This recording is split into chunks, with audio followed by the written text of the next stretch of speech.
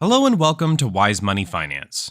In this video, we're going to talk about the Rule of 72, a simple and useful concept for estimating how long it will take your investments to double in value.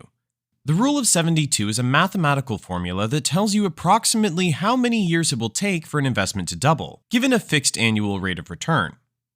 To use the Rule of 72, you simply divide 72 by the annual rate of return.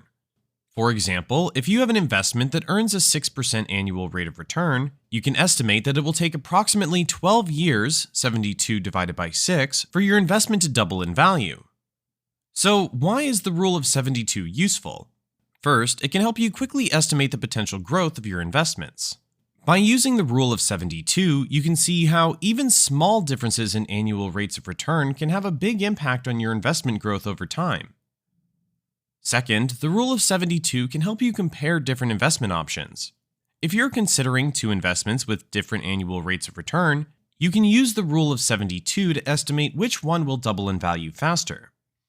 Now, let's talk about some of the limitations of the Rule of 72. The Rule of 72 is just an estimate, so it won't give you the exact time it will take your investments to double.